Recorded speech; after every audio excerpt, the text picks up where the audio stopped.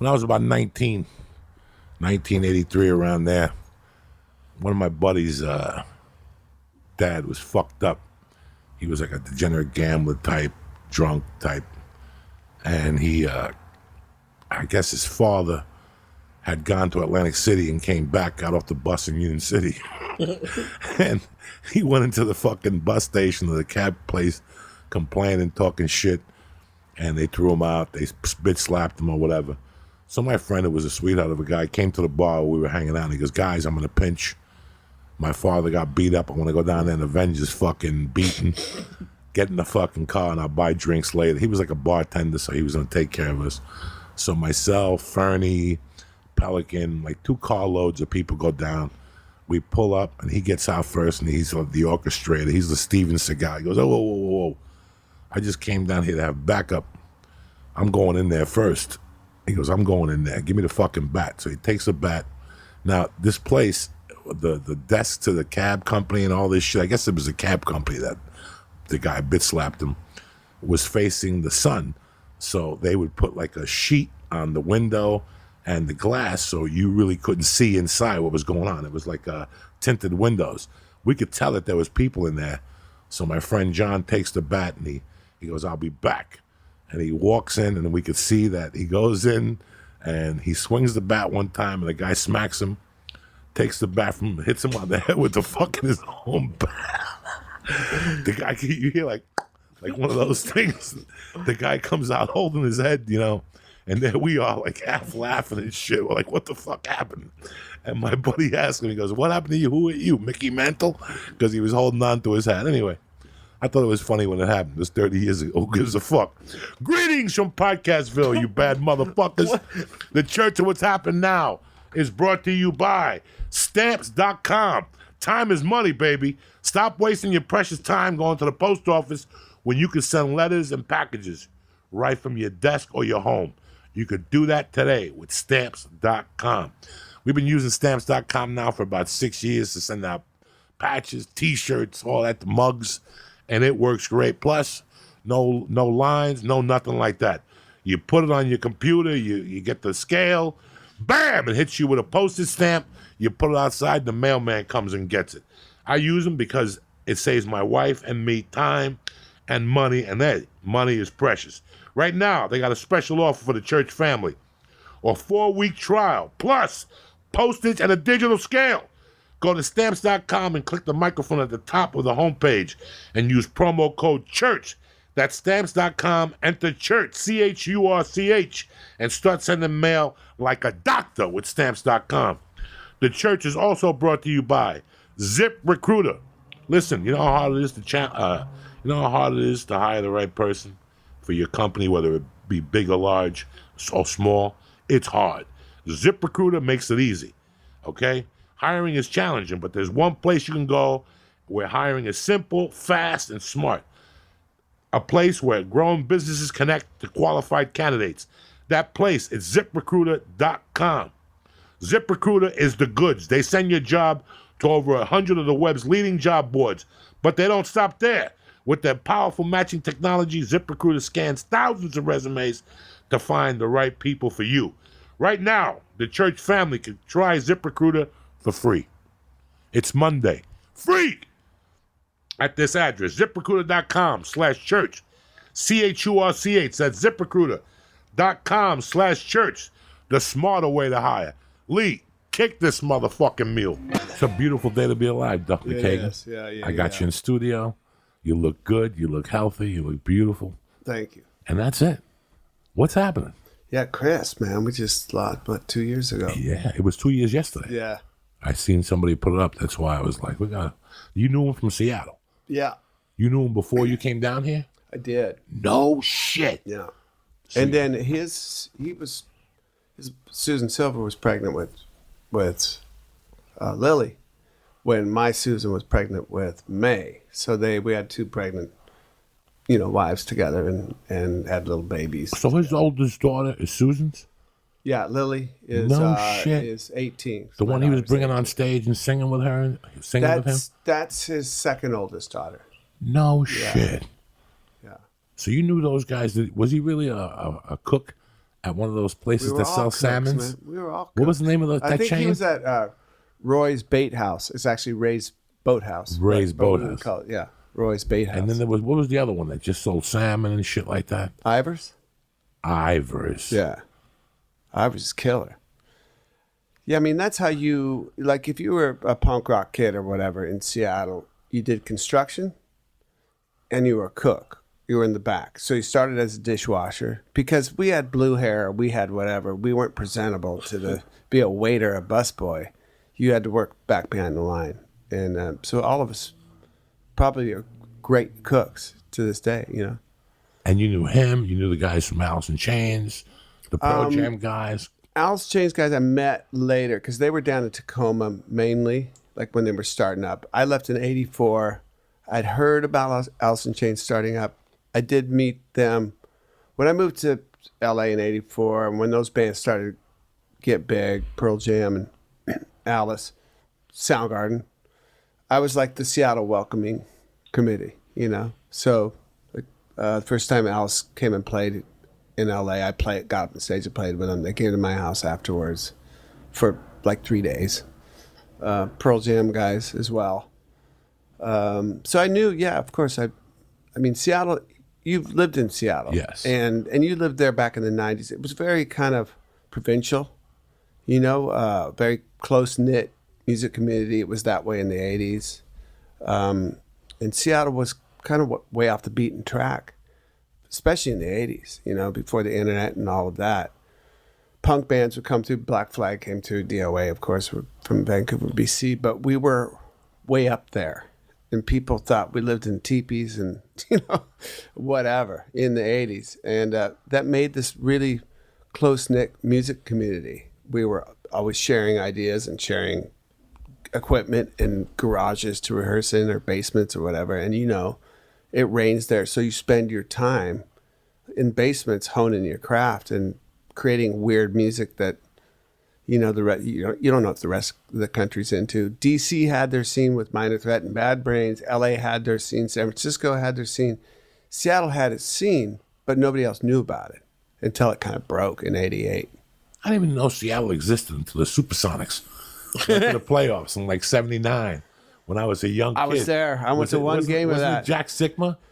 Jack Sikma just going in the Hall of Fame. My favorite player was downtown Freddie Brown. fucking Brown. Come on. Drinking a brown bag at the end of the bench and shit. What? The coach would put him in like, Freddie Brown, we're down 8. Go do your thing. Yeah. He was built chubby, 5 foot, like 9. They had him at 6'1". That was a lie. Dennis- He was like 5'9". Yeah, wait, Dennis Johnson. Dennis Johnson. You had the Wizard, his brother, Gus Williams. Oh, man. Oh, Come on. Ray Williams, his brother. He was playing in New York. Seattle, when I was a kid, that's how I first got attention to Seattle. Yeah. Like, I was like, that place is fucking nuts. And I'd watch Downtown Freddie Brown. And who did they lost to the Bullets? No, we won. You beat the Bullets. That's what it was. Okay. We might have lost the year before. Okay, something. But we won. That was our only championship until the Seahawks won the Super Bowl. That was our only Seattle championship. Was the '79 Supersonics. Isn't that stadium, the Seahawks, like the loudest stadium in the NFL or something? They kind of designed it. Seattle's loud, you know, like rock concerts and everything. It's always been like this, and I think that's built out of because we were so far up there that we wanted to make sure bands knew that we appreciated them. And the same is true with sports. Like the Sonics games were the loudest. And then they kind of took this loudness of Seattle and constructed this football stadium where the seats come, it doesn't make good radio, but I'm making a steep V shape. It just comes straight down to the field. So it feels like the fans are on top of you, and it's sonically super loud. It was weird because that's what brought my attention to Seattle. I liked how they played basketball, so I'm like, I'm gonna have to go up there. Mm-hmm. I'm gonna have to go up there just because of the basketball. Good team in '95. Now I'm a kid. Now I'm a fucking kid. You know, I'm 13, 12 when they first went. 77. Yeah, we're the same age. Yeah, I'm a year older than you. So I remember being a kid playing basketball. I would write down Gus Williams' move and go to the basketball court and shit. You know, there was no camera in those days on your phone. And then you'd write down the move. I'd write down the move while I'd watch it. Amazing. And I'd put a number to it and the whole thing. And then I looked at when I got into comedy in '91. The best logo in comedy was Seattle.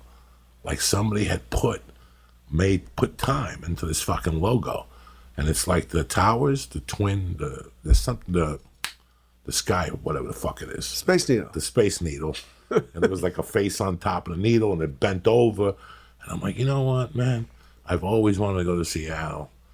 This will be it for comedy, and then, boom, the music. Yeah. Yeah. And then once the fucking music, I was living in Denver, and I'm like, I gotta get to Seattle. I mean, this is the weirdest story. I'm like, I gotta get to Seattle. And I meet a fucking girl in Michigan, and she goes, I'm going to Seattle. And I was like, you're not fucking going to Seattle. I mean, I was like, come get me in Boulder.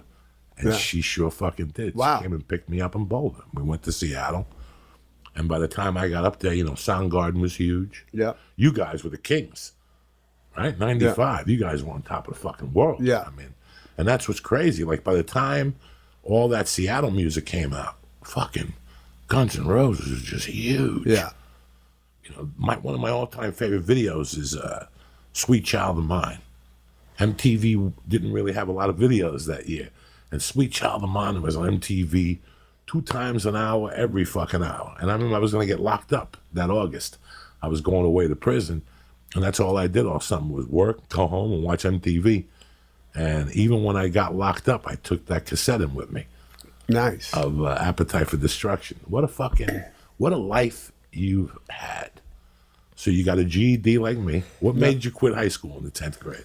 I was playing music. I mean, back then, you did do-it-yourself punk rock tours. I was in a band that started like going up and down the coast and going other places. School wasn't really like, 8:30 to 3 o'clock. School wasn't conducive with me having a job, because you have to have a job if you want to be in a band. You got to buy gear, you got to rent, whatever you got to do. So I was the last of 8 kids too. I think by that time my mom she saw that I was when I said I'm going to leave school, I was going to go to alternative school. Right. But they didn't have a lot of those when we were growing up. They had Nova. Okay, and up in Seattle. They had this place called Nova. So I got into Nova, and I didn't really go. That's when I kind of became a lifer in music. Once I left like high school was when I said, okay, well, you've made this big movie, better be all in. You can't just quit school and be some loser dude. So I really went all in on. I was playing drums then, I was playing guitar then, I was playing bass then. I was trying to figure out which was gonna be my one. Was I gonna be a drummer? About the same time, I'm about 16 years old. Heroin came into Seattle. This is 81, late 81, early 82, and it really kind of this brown tar heroin came in to Seattle and kind of took out everybody I was playing with. It didn't hit me. I had done drugs and stuff earlier, like really young age, like middle school. You probably did too. It's our age group. 12, 13, yeah, 12, right. pot. And we moved on to acid. Acid, 6th grade. Yeah, mescaline. Remember? Mescaline, and Cannabinol. Remember that stuff? We had everything. And in Seattle, we could pick mushrooms on the way home from school. We knew how to discern Liberty Caps from every other mushroom. By the time you're 13 years old, you're an expert on like mushrooms. So by the time I was 16, I kind of went straight edge. I'd had like a really bad acid trip. I had a really bad mushroom trip. I'm like, okay, I'm done. I started having panic attacks, and I thought it was from all the psychedelics. So I wasn't like going to AA meetings. I just stopped everything, and I was just so into music, and that was my drug. About the same time, heroin came in, and it took out like guys in my band. This band, we were poised to make that next move. We toured with Black Flag, we toured with Dead Kennedys, which is you're on your way up in that day and age, right? My roommate that I had a house with, he got strung out. About 18, my girlfriend got strung out, and at 19, I was at this point. So it's 1984, And a friend of mine who was strung out, he said, man, if you don't leave now, you got to go somewhere. You got to get out of here. You're like our hope, in my little group of friends. And my car, I didn't think it would make it. It was a 71 Maverick, a slant 6 engine. I bought it for $300. Like, okay, New York's 2,500 miles away or whatever it was. LA's 1,200. I've been to LA and played. So I headed south. I moved to LA. Now, what would you do the first couple months in LA? I mean, I was busy. I got a job first at Black Angus, first day I was here, like on the way. I drove in, this is how green I was. I drove into down over the Grapevine. Got into Northridge, the 405, right? Got in Northridge, I see lights. I must be in LA. I didn't really know the layout of LA. I only played like the Cathay de Grande in Hollywood and some other, So I'm here and I pull off way out there and get a job at the Black Angus. I'm in LA. I had a resume. I was a cook, I had a good resume. I got a job right there. I'd been driving for whatever, 20 hours. But when you're 19, you can do anything. So I got a job after that shift. You worked right then? You started? Yeah. Jesus. Yeah, man. Got a job. What are you going to do? Oh, give me some time? No, you start. Okay, I got a job. I only had like $260. So I didn't have enough to get an apartment. I knew there would be a little swing time in there. So after that shift, an older cook, like a frontline cook, I said, how far is Hollywood? He asked me if I could give him a ride home. I'm like, I'll give you a ride home. Where's Hollywood from here? He said, Hollywood, man, that's like 25 miles away. So he gave me directions, and I went to Hollywood that night. Slept in my car for the first couple weeks. Washed at work. Finally was able to get an apartment at this really cheap place behind the Chinese Theater. The Olympics had just left LA, the Summer Olympics of '84. Yeah. So what I didn't know, now I have all this great leisure of retrospect, right? This great knowledge of retrospect. The '84 Olympics, what the LAPD had done is cleaned out LA. You ever heard about this? Yes, I was here. I came before the Olympics. You were here. I came and my uncle said he'd get me a job with the phone company. Okay. For the Olympics. Now, comedy was not on my radar. Right. Nothing. Entertainment was not on my radar. I liked movies, shit like that, but there was no way it was on my radar. And I came, I think I stayed a week, and then we got into a beef. He said, I don't think you really want to stay for the job, and I left. But then I was here, and I was just in shock. I had come to L.A. a lot when I was a kid to visit my uncle. My mom would send me to Disneyland and SeaWorld and all that shit. But when you live on the East Coast, your impression of LA is beaches and blondes and bitches. And next thing you know, I'm saying I'm in Glendale and it looks worse than Newark, New Jersey. Right. And I'm like, what the fuck is this? This is a pipe dream. Right. There's a beach, but then there's all this other land that looks like a bomb fucking hit it, Yeah. So with our disagreement, I got the fuck out of there, but I had to go around in buses, and I saw how filthy it was. Like I went to Hollywood one day with him. He had to pick up music or something, and I looked around Hollywood, and I'm like, "This is fucking Hollywood." Like, yeah, it was just awful. Yeah. So it's well known now, but the cops came in and they cleaned out Hollywood and cleaned out the places where people for the Olympics would be. They want to make LA look great, and so I guess they shipped like homeless people to Arizona or Orange County, got the hookers out, got the drug dealers out, cleaned it up for that, whatever it is, 2 months that the Olympics are here. And unbeknownst to me, I moved right after the Olympics, September 14th, and the cops just left.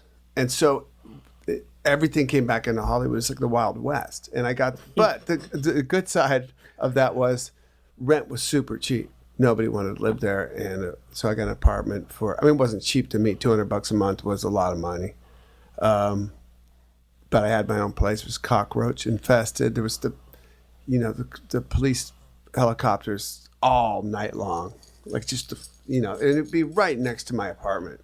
Whatever's going down, I hear people running by my window. There's bars on the windows. It was culture shock from Seattle for sure. But that first, so I got a job. Yes, what I did. There was a newspaper called The Recycler, which was, you could get everything from, Right. washing machines and lawnmowers, cars. It's still around, isn't it? It might be still around. And it comes in like little magazine things as you're walking on Hollywood. You can open it up and Right. And they had musicians wanted musician things in the back. And I went through this, like, what am I going to do? And there was a guy named Slash, needed a bass player. I had a bass. Don't think I might have had a little amp. Influences are Aerosmith and Fear and Alice Cooper. I'm like, that's right up my alley. Punk rock was the hardcore kind of coming in, taking punk rock out of what it originally was, which was this kind of open thing where everybody was invited, into this more restrictive, uniformed thing. By 84, punk rock was turned into this other thing, well documented. So I looked at this Aerosmith, Fear, Alice Cooper. The guy's name was Slash. And I thought, my name's Duff. He's a punk rock guy now looking to make whatever's next ours. And I went and met Slash and Steven Adler down at the Cantor's restaurant. Wow. They had a bottle of vodka, and we just talked about music. I had blue hair. They had this long hair, and it was that, again, was kind of culture shock. I'm sure me walking in with like this, I had this, my pride. I still have this black and red, like John Shaft pimp, long leather jacket and blue hair, and it had an Anarchy A on the back of the jacket, classic. So I think we probably shocked each other, but we all talked the same language as far as music went. And I went to Slash, took me back to his house that night, a few blocks away, his mom's house. He played guitar, and I'm like, you're not old enough to play like this. Like, I'd never seen anybody play like he plays like he does now. He played like that then. how old was he then? We're 19. So you were all kids. Yeah. And, again, I told you before we started this, like, Slash mom was really, like, cool and generous with me. And, I mean, I didn't feel like a young kid. She saw me as a boy alone in L.A. Up to me, I'd toured, punk rock tours, done all this stuff. I was ready for whatever's next. But she remained in my life, and my wife and kids to come later on in their lives too. But then I met Izzy. Things happened pretty quick, Izzy moved into the shitty apartment building across the street from mine. I saw this guy, looks like Johnny Thunders. He's got like the long pimp jacket too. He's at the phone booth, and we talked, and he goes, "I'm starting this band. Me and my friend, this singer Axel." And I'd seen Slash had taken me to see this gig at the Troubadour, where Axel was the singer of an early version of L.A. Guns. And I saw this guy come out, and he was like Henry Rollins. He was that intense and real. And like, I backed up a few steps, like one of those guys. And I still to this day, I love the people, guys or girls, that scare me somewhat, where I take a couple steps back. Because I love that intensity. Iggy had that, Henry Rollins had that, Bad Brains had that, Axel has that. Anyhow, long story short, we started playing, all five of us together, within maybe 4 months of me being here. So now it's 85? It's 85. I think our first gig ever was June of 85. I could be completely wrong. Somebody's going to call in and say he's totally wrong. But I think it was June 85 of that 5. Now, at this time, Motley Crue's ripping it up on the Sunset Strip. Right? Who else? Different world. That was like, they were huge, all those bands. Motley Crue, Rat, all those type bands were ripping it up at that time. Yeah, they were a few years older than us. Right. I think we really thought whatever we were going to do was going to be completely different. We were going to start something new. And there was that, wasn't much of an age difference, but we had kind of come up from it in a different time than they had. Even the 5 years difference of age was huge. Right, huge.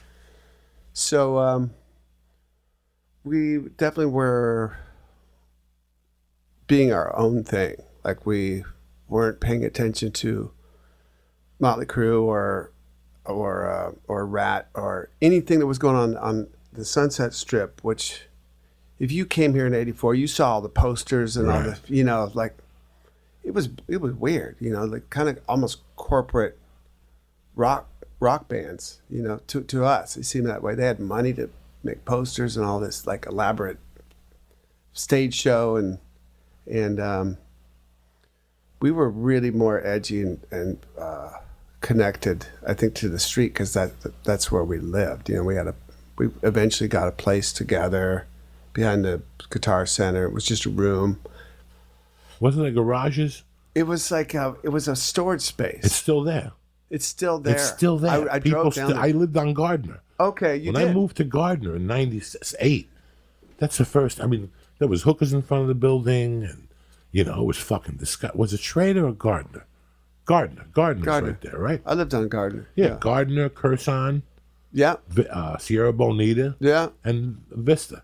Yeah. Those are the street, and then you got El Compadre across. Yeah. Which my wife and I we were visiting Shooter. We'll get into Shooter in a minute, I'm sure. But Shooter was producing. Shooter and Brandy Carlisle were producing a Tanya Tucker record at Sunset Sound.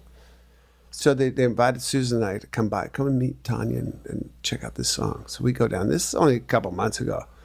So we're down there. We have a good time. My wife's drinking tequila with Tanya Tucker. It's just amazing, you know. And Tanya's, what a force that woman is. And Susan and I leave. We're like, let's get something to eat. Let's go to El Compadre. Haven't been there since the 80s. No. Let's go. And we get there, and they have valet parking now. Yes. Do you know this? Yes, I went by that. It's fancy. That's why I don't stop no more. Yeah. Because they have valet park. I used to go in there when, you know, it was a fucking wild, wild west. Totally. You go in the bathroom, there's coke on the floor. Fucking, they would close it down. I left my Coke there? Yeah. Damn it. It's a crazy place. But I used to stop there on Mondays, and I get the chicken burrito. Sure. Fucking delicious. Kurt Fox, the comic, goes to get the chicken burrito. Yeah. So I go there and get the chicken burrito. And it's just, but now. The margaritas were super strong. Yeah, the margaritas will fuck you up. Yeah. And so we went to go there, my wife and I, and then we pull. I'm like, I got the secret entrances in the back in the alley. I go in the back in the alley. That's where like there's an outside lounge. There's valet parking there. There's like, sir, there's a 45-minute wait. I'm like, what?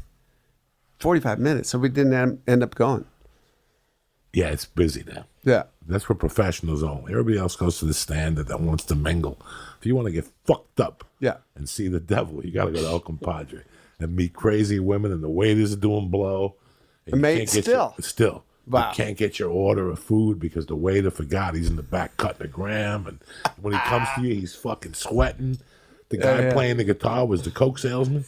So he would come to the table, and you throw money into the hole, and he would pop up his arm, and a Coke rock would fall out, and he'd go. It was crazy. I've seen them carry out.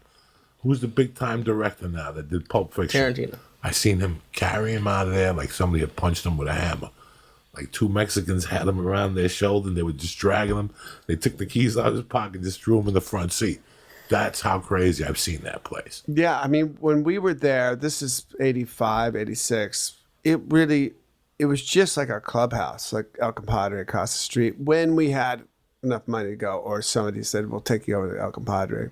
But yeah, it wasn't, we could just walk in then. Yes. You know? In the daytime, it's wide open. And you see we couldn't afford cocaine, so I didn't know if the waiters had the cocaine. Was Coaching Horses still there? Was there at that time, 2 blocks up? I don't know. From Curson? We didn't wander up. You just stayed behind the Guitar Center, Sunset Grill. You know what I mean? Yeah, all that shit. Yeah. Denny's was down the block. Yeah, like filthy fucking Denny's. It's like it's that restaurant. Aroma now. It's not Denny's anymore? No. What do I know? Across from the Guitar Center that way. It was a filthy Denny's. Yeah, but it was 99-cent breakfast. Yes, man. it was. But no, it wasn't filthy as the sense of the food. I was in there eating like late night one night. Some crack hooker just sat next to me and started playing with my hair. That type of dirty. Yeah. Oh, yeah. Like when you're eating breakfast, somebody just sits next to you and says, "Do you want a date?" That type of fucking dirty. It was dirty in there. Oh yeah, if you can't handle like you got it, you already knew what you're getting yourself into, I'm sure. But if you Yeah, at 19, I knew what I was getting myself into. It was culture shock in LA. Like none of that kind of stuff shocked me. Like the crack hooker. Like I moved my second apartment when I moved on up to like a $260 apartment. I moved up to Franklin and El Cerrito. So now I'm out from behind. I'm out of the cockroach building. Really bad cockroach problem. Like I got used to cockroaches crawling over you at night. You get used to, you got to sleep, right? You get used to whatever your environment is. You turn the light on and get up with your LA Weekly and try to there'd be 1,000 of them, Oh my scattered. God. But you got used to. So I moved to this building without as many cockroaches. And this is 80, whatever, 5 or 6. And Sly Stone lives above me. This guy helps me move into my apartment. He lives next door to mine. He goes, "What are you moving in? I'll help you move in." And it's this guitar player guy who became a really good friend. Helped me write. He showed me open E tuning, and I wrote "It's So Easy" like that minute. West Arkeen. He was kind of connected to our band from that moment on until he passed away. But he goes, "Yeah, man, Sly Stone lives upstairs." I grew up to Sly and the Family Stone. Like that was music of that flavored my youth. It was playing in our house, James Gang, Sly and the Family Stone. I'm like, what do you mean he lives in this shithole? Like, yeah, he's got hookers and he's selling crack and stuff. And that's when that was my first aha moment. Like, I just thought Sly and the Family, like Sly Stone would be living off in some fancy mansion somewhere, And that was a good lesson. I, of course, ran into him. He ducked into my apartment one time to take a hit of crack. Somebody was after him. I'm like, okay. He gave me a demo tape one time, and wish I knew what that was. A lot of it was just crazy music, but some of it was amazing. I'm going down a rabbit hole here. Rabbit holes here. Sorry. I love it. No, it's great. But I'm like, oh wow. So Sly Stone lives here. Like, what happened? Crack. That's what happened in that case. But I don't know what I was getting at. We're just talking about We're the just talking. chronological order before Right. Appetite for Destruction. It must be kind of crazy because like when you move, like I've been here for 8 years in LA, and to most people that's nothing, and it feels like not that much time. But then when you look back at what you did, you're like, oh shit, like a lot of stuff has happened, and to think about you. Like you were talking about how, like you go back and forth between Seattle and LA now, and then hearing about a $200 a month apartment where you got used to cockroaches must it blows my mind. It's like wow, it's like what you went through when you're starting is crazy. Man, I got impetigo. I thought because I had my piece of shit car. I always had to work on the engine. Like, I remember replacing a master cylinder. I didn't know you had to keep the things under pressure. Master cylinder is your brake thing. You have to keep the hoses under pressure. So I go to the junkyard, find the master cylinder that matches mine, right? Cost me $30 or whatever. Bring it back. Going to take out the old master cylinder and put in the new one. That's for your brakes, right? But the hoses and the brake fluid you have to keep under. So I take this thing out and all this brake fluid goes flying. So then you have to remember those books on your cars? Right. Remember what that? year your car is. You gotta see all the fucking equipment that's needed and what it costs. And it'll tell you what you got to do. Like, you got to do. keep the things under pressure. And if you've lost the pressure, you got to do this whole other thing. My point to that is not how to fix a master cylinder in a 71 goddamn Maverick. It's that I thought I'd rubbed up on battery acid, like at the battery too many times. I started getting these what seemed like battery burns all over me. And I met some woman, her dad was a doctor, and he said, okay, you got battery acid burns on it. Like, it's like on my waistline. Like you use, whatever it was, baby powder, something, tried that and it got worse. And she's like, oh, you should probably go to, I don't know, a free clinic or something. Her dad was a pharmacist. That's what it was. It's all coming back to me now. I put the impetigo out of my fucking brain. Impetigo you get when you're extremely dirty. I go to this free clinic. And I've been keeping myself clean, but my apartment was fucking dirty. Like you couldn't clean the filth out of this fucking place. And impetigo is like a thing third world babies get. It's just like, bacteria. So I got impetigo from that first apartment. Jesus. Wasn't battery acid burns. And like to you, was it exciting to be in Hollywood, even though you were in that shitty apartment? Like you thought Northridge was. That's like it's like the suburbs. When I got the yeah. Like were you like super excited to be there and like it wasn't like hey, I'm in Hollywood. It wasn't like the movie. I wasn't in Hollywood for the movies. I wasn't in Hollywood for. I didn't know what fancy stuff was. I didn't grow up with fancy stuff, so all of that was out of my head. Like those, you didn't go up in the hills, because that was fancy stuff up there. Might as well not even go look at it. I was here for one reason. I was a lifer in music, and they're here to find my band, you know. So having my own apartment was much better than living in my car. Oh yeah. Yeah. Did you have any doubts at that time? Were there any doubts about going to Seattle and you always could get a job at Roy whatever's and cook?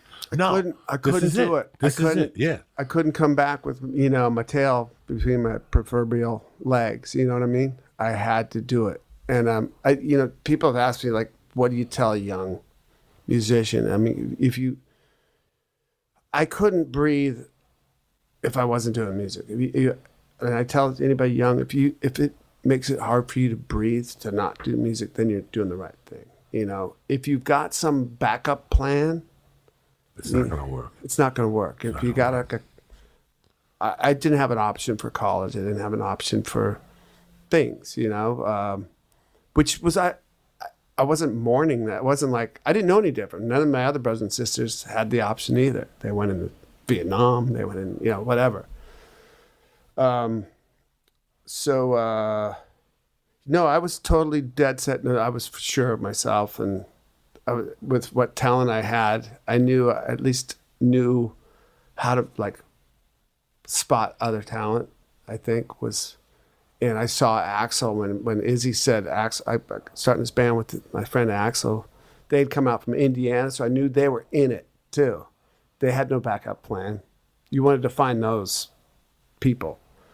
And I'm like, Axel, man, I saw that guy. That guy's super intense. And met Axel. Great, we started playing, and we got Slash and Steven in. And that was it the moment we played our first. And you rehearsed behind Gardner there. We finally got that spot. That's where the rehearsal. We were in Silver Lake. Okay. Yeah, and then we got that spot, which I think that spot was like $300 a month or $400 a month. But no bathroom, no kitchen, no. Just storage, just to go in there and lock yourself in and play. And live, All these. Yeah. At certain times, all of us, yeah.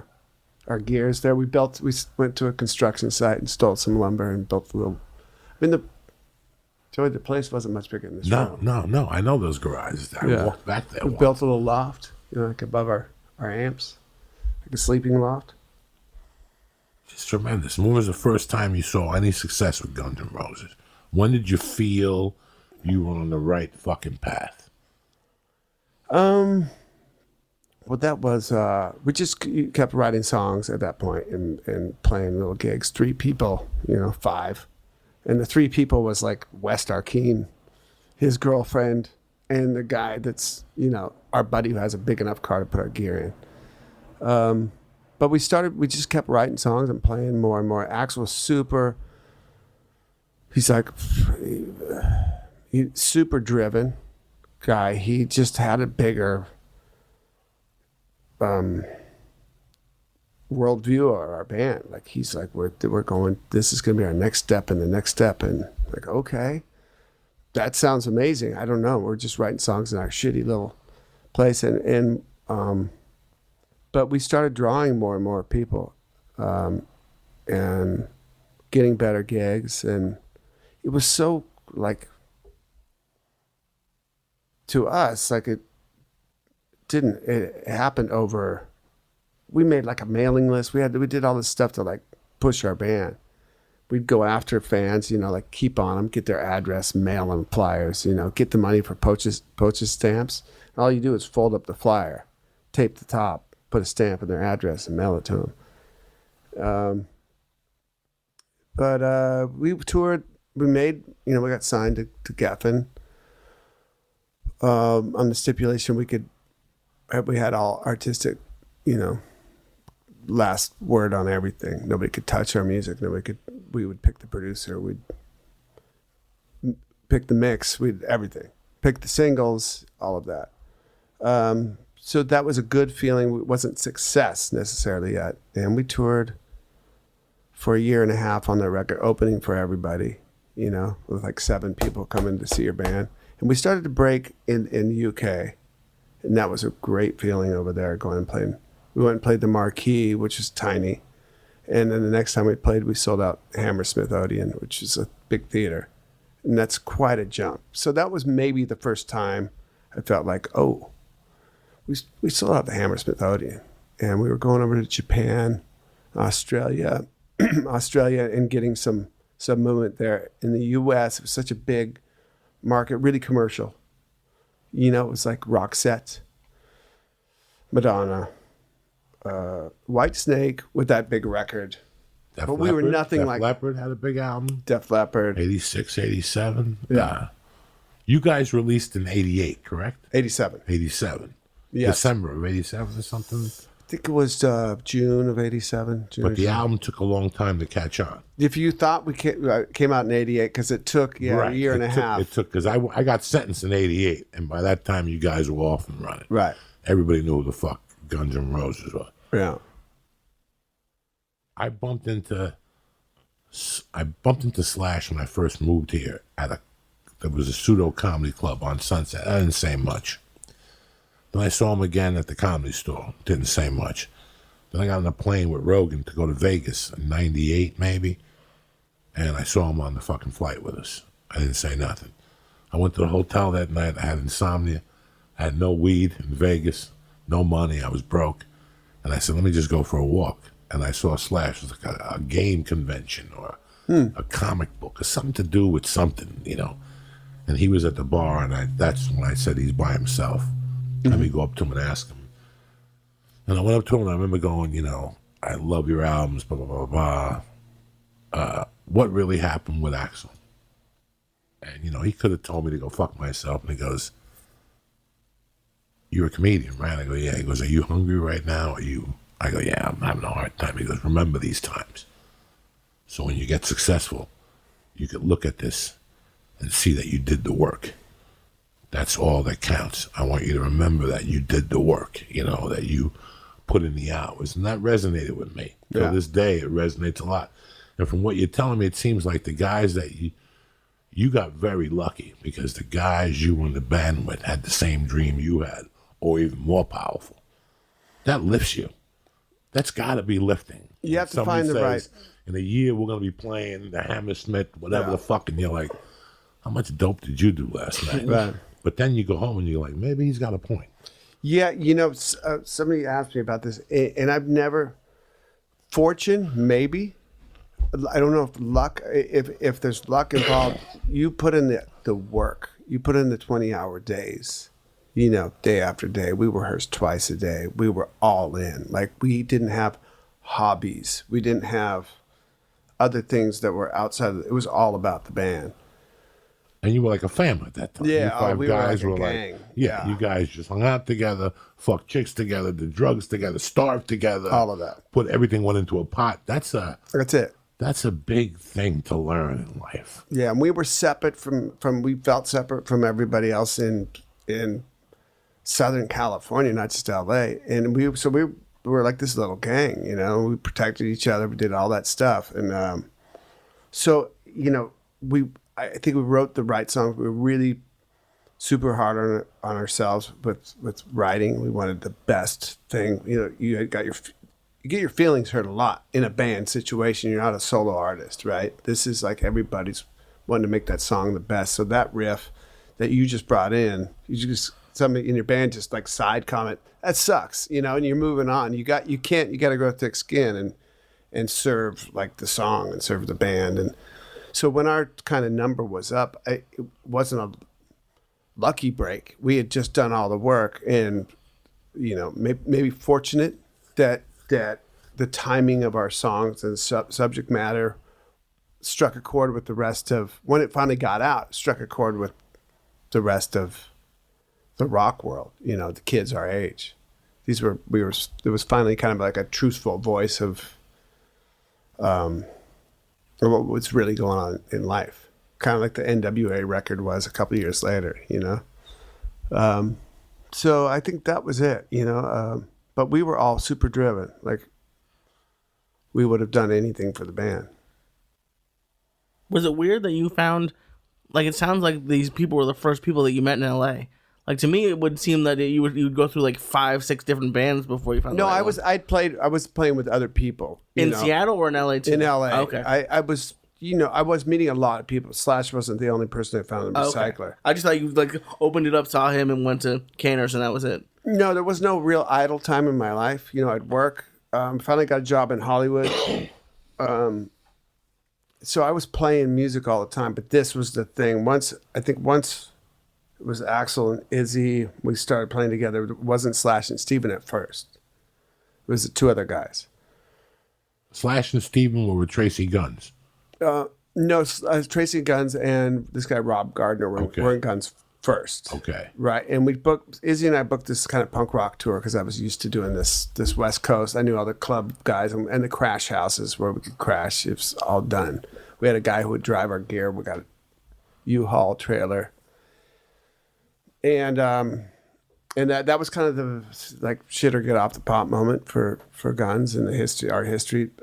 Tracy and Rob were just like, they'd never done like a tour and like these are punk rock tours. Then we're not like exactly knew where you're going to sleep that night. You didn't know exactly how you were going to eat. But I'd done it so many times, and Izzy and Axe were like, okay, let's go. We got gigs booked. Let's go. And those two guys, Rob and Tracy, just like basically last minute, like, we're not going to do it. That just sounds too, you know, winging it. And to me, that was normal. Like, that's normal. These were normal things you did. That's what you do.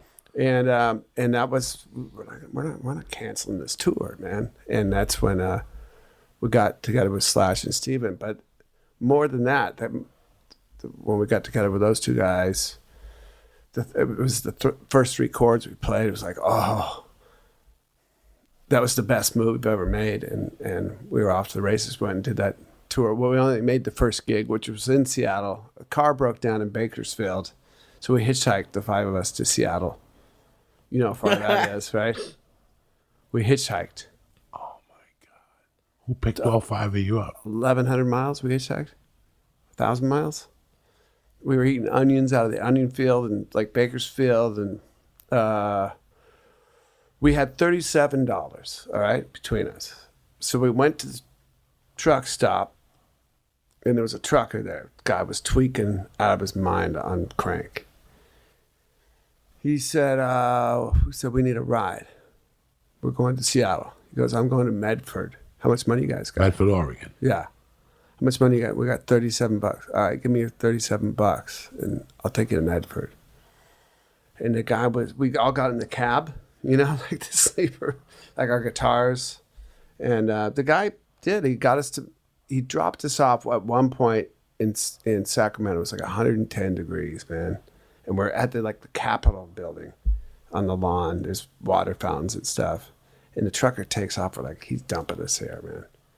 But I think he just went to go get more crank. And sure enough, he came back around, got us, like in an hour or two. Got us to Medford. We hitchhiked. We got one ride from Medford on the I-5, you know. This Mexican guy with his little pickup, but we all got in the back and it was rubbing the tires. And he's like, I'm sorry, you guys. It took us like 5 miles. His back tires were smoking. I'm sorry, you guys. It's going to ruin my truck. I wish you the best of luck. And then these, so we're out there, you know, now we're north of Medford somewhere. And we're hitchhiking. And this pickup truck, a real one, like a regular sized pickup truck with a cab in the back. These 2 women in their 30s, so they were old to us. They said, you guys, where are you going? We're going to Seattle. They said, well, we're going to Portland. We can take you that far. But at this point, I'm like, okay, I'm thinking I can call a friend in Seattle, come down to Portland to get us. And we get in the back of this girl's pickup. It was like that corrugated back, cab. But they had a window up to the front, and they said, they said, look, we passed you guys. And then we turned around and came back and got you because we used to hitchhike when we were hippie girls. Nobody would pick us up because of the way we looked. And we just did that to you. We passed you. And then we talked and we said, we just passed people that were like us. We passed them for the same reason because they don't look, they look different. And they're really sweet. I wish I would have remembered their names because they you guys hungry? We're fucking starving. Okay. We're going to stop and get some gas. We'll get you guys some sandwiches. Just come on in the store with us. They got us some beer. It was just like angels picked us up. And at that gas station, I called collect to my friend Donner in Seattle. I said, man, we're on a mission, dude. We're hitchhiking since Bakersfield. Can you come get us in Portland? He's like, I'll do that. And not only that, I'll throw you guys a party when you get to Seattle like nobody's ever seen. So we get to Portland. There's Donner. He picks us up. These women dropped us off. Good luck, guys. Never got the trucker's name. He was so tweaked out on meth. I don't know. We got to Seattle. There was like this house party, like beyond house parties. There was barbecue and, booze and chicks, everything. And it's like, we've got to welcome my new friends, to Seattle. Like, this is our band. Especially after that hitchhiking trip, we were a band. Yeah. Like, don't fuck around with us. It's over, yeah. Yeah. The gig we played in Seattle, our gear didn't make it because the car broke down. So we borrowed the Fastback's gear, who we were opening up for, a band I used to play drums in. There was nobody there. We sucked. But it didn't matter at that point. Didn't matter. What songs were you doing then? Do you remember? I know you remember. You're a fucking genius. Well, we were doing, we had Jungle. We had those songs. Shit. Yeah. We were playing, we have a new box set that came out last year, and it has all these Sound City demos we did. And that kind of gives you a good indication of what we were playing. Like Heartbreak Hotel by Elvis, like the speeded up version. Reckless Life off of our first EP. Nice Place, Don't Play Rock and Roll by Rose Tattoo. We were playing covers, but we had our own songs. We had a good grip by that point, like 8 or 9 songs. We probably played Don't Cry, Jungle. Of course, now in Seattle, like 2,000 people said they've been at that gig. That first gig we played, there was only actually 3 people there. We sucked. I'm glad people weren't at that show. But that was, and we got back to LA. We couldn't do the rest of the tour because the guy who had the car with the U-Haul and our gear, the car never got fixed. He was trying to get it fixed. Our hopes were he'd get it fixed, meet us in Seattle. We'd be able to do Portland, Eugene, Sacramento, San Francisco, but we never did. But we made Seattle. And we made our way back, and we did a show somewhere when we got back. Because we had an LA gig at the end of this tour, and it might have been the Troubadour. It might have been opening on a Monday night for 2 other bands. That's where you start there. And we did it, man. We came back like changed people, I think, and a united band. And how long from then till you got the record? Now, Don't Cry, you already had Don't Cry then? Why didn't you put that on Appetite or Rise or anything? Yeah, there were some songs from before. I mean, there was Axl started November Rain. He had this like thing. All the way back then he started November? He had this piano. Like anytime thing is we didn't have a piano, right? So anytime we'd get around a piano, he'd start playing this thing. And he had like this melody. He might have had even words. But yeah, when you don't have a piano, like how are you going to develop a song? And he did over those like 4 or 5 years. He developed, by the time we made the Illusions record, he'd had this whole thing. But there was bits and pieces to all kinds of songs. We just sat in that, stood in that, lived in that little room and just wrote songs. So Don't Cry, yeah, it was, why didn't we put it out on Appetite? I think probably Sweet Child, but like took precedence. I don't think Sweet Child's a remake, correct? Or you guys wrote that originally? We wrote that. We wrote that, okay. Yeah. There was something else I thought was a remake, but... Yeah. Oh, Live and Let Die Later on Use Your Illusions? That's maybe? what it was. No. I thought, for some reason, I just thought Sweet Child. Oh, Knocking on Heaven's Door. Sheryl Crow fucking did it. Oh, yeah. That's why. That's who redid it. Yeah. I listened to that album the other day on the plane. the second or third Sheryl Crow, My Favorite Mistake. That album. Did she Right. put it on that one? That's what we did. She did it like for a soundtrack for some movie. I remember getting the license request. Like, okay. I think that was the first time somebody remade. That was like 94, right? Or 98. was it 98? 99. Okay, what do I know? My time. You have so many. Like, listen, man. Why I wanted to get you is you're not like most musicians. Every musician has their own path. You do something that I believe in a lot. I forget who said it now. MacArthur, one of those guys, that moving to area to area with excellence. You know, like you just said it earlier, even though you were hanging out with Slash and those guys, you were hanging out with other guys too. Like you've always been, when did you cut out? I mean, you know, in 91, Guns was the biggest album in the world. You know, Use Your Illusion 1 and 2 came out in November that year. Then something like that, 90. If you say so. Yeah, like it was like 1 and 2. And Bert Kreischer and I did a podcast about a year and a half ago, and we went off on a Guns. Like, I didn't know Bert liked Guns. Bert Kreischer, do you know that? Yeah. As a comedian? Him and I just went off. Like, we started playing videos. Like, it wasn't even a podcast. It was like, Yo MTV Raps. We just kept playing, you know, Don't Cry and all that Use Your Illusion stuff. And we got so many fucking emails because a lot of people don't remember, you know, a lot of the young kids today didn't listen to that shit. Right. You know, they didn't listen to that. They listened to something else. Nobody had, I mean, I loved MTV. And even that, you guys put those videos out and just flipped MTV. They were like fucking ballads, like a short movie, it seemed like, you know. Don't Cry. And what was the other one? November Rain. It's Remember strange. Rain. Fucking beautiful. I mean, you guys just took videos and flipped them. Now, your first solo album was 93.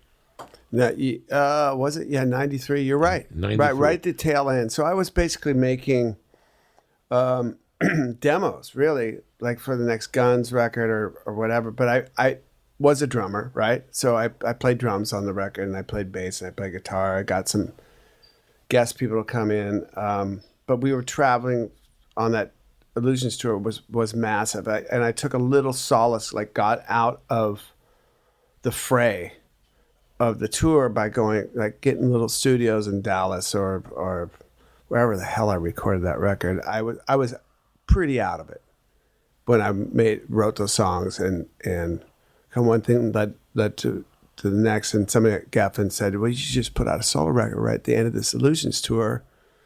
And you know, if I were to look at myself then from where I am now, I would said, no, you're going to go get clean, which did eventually happen to me. So I went out and toured straight after the 2.5 years of Illusions.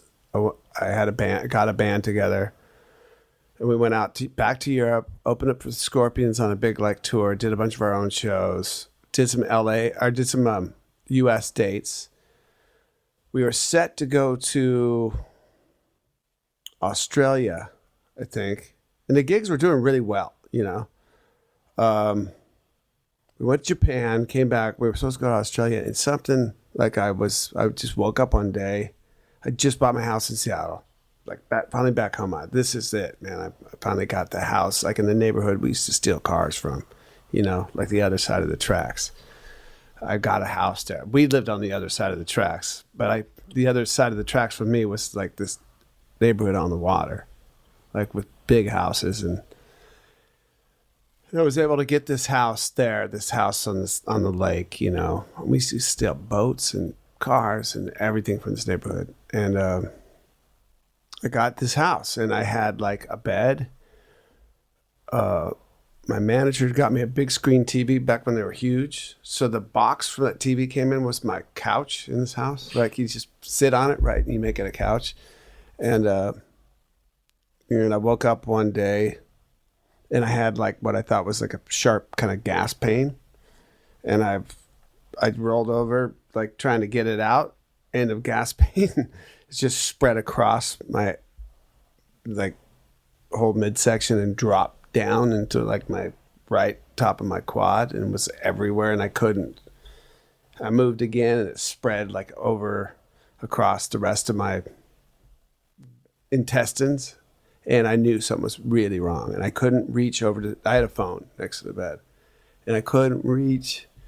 Every movement just hurt. It was like dull knives pouring into me, and I couldn't reach the phone to call 911. And I just laid there, and I'm like, well, this is it, man. Whatever's wrong, I had no idea what was wrong, but then this is it. It's over, you know? And I was kind of thinking that day would come, just wasn't sure when.